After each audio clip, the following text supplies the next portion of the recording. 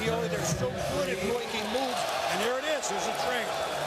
They're so good at this, and it's the Saints. Well, who love their #1 corner, don't they? The Saints, we've been talking about this all week. Sedrick Ellis, defensive tackle from USC. The Saints' new defensive line coach is a guy named Ed Orgeron. He was at USC as their defensive line coach, head recruiter. He recruited Sedrick Ellis to USC.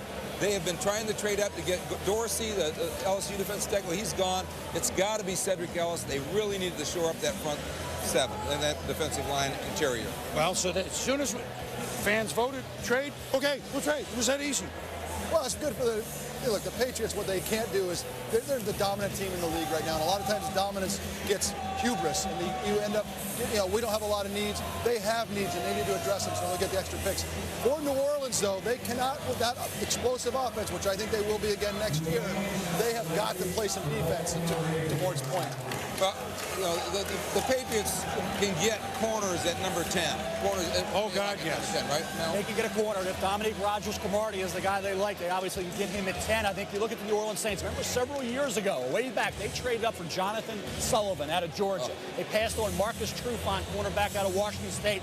Sullivan was a major bust. They've been looking at defensive tackles since that point, trying to solidify that position. Cornerback's been a problem as well for the Saints. They added some linebackers via the last couple of months in free agency and trades. I think you look at Sedrick Ellis, only a shade below Glenn Dorsey. So here you're talking about pick number 7, getting a kid who's arguably the second or third best player in this draft. They wouldn't look at McKelvin. Well, we'll see. I don't know. He does know, however. The New England Patriots traded the 7th pick to the New Orleans Saints. With the 7th pick in the 2008 NFL Draft, the New Orleans Saints select Sedrick Ellis, defensive tackle, USC. Well, there you go, Keyshawn. You're on the board. Trojan. So the Saints, it'll be interesting to see if they march again on offense, but they obviously have a defense that they have to address. And Sedrick Ellis, a force, Mel. He is a force. You talk about a kid who's tough.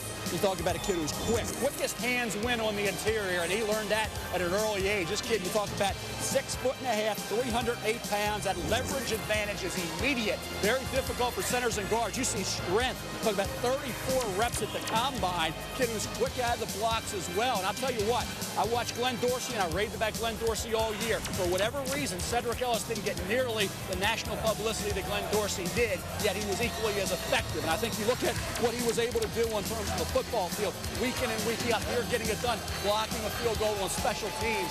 Tell you what, when you look at Sedrick Ellis moving forward for the New Orleans Saints, a defensive tackle who should have an impact similar to Dorsey, and I think can be a Pro Bowl caliber player. Now we have to see what they gave up to acquire this pick, but when you talk about getting rave reviews early on, the Saints have been aggressive. They talked about trying to get up there. They were able to pull it off. Well, we just had a trade him. We don't even have the tails of that one yet with the Saints and the Patriots. That's just 3 spots, 7 for 10. But Baltimore now, of course, in the Matt Ryan sweepstakes. Now, we've just heard that there's a trade involving Jacksonville, which comes all the way up from 26 to 8. And we'll get that detail in a moment. So Jacksonville is now on the clock. This will be costly. I mean, that's a big move. No, it is a big move, but Jacksonville, remember, they need to continue to build their defense. Greg Williams is their defensive coordinator now. They need a speed edge rusher, or just a good, solid defensive end. And the guy, as these guys have come off the board, all of a sudden, Derek Harvey, the Florida defensive end, who, by the way, was one of the considerations for Bill Parcells as he was contemplating guys that he could use with the Miami Dolphins.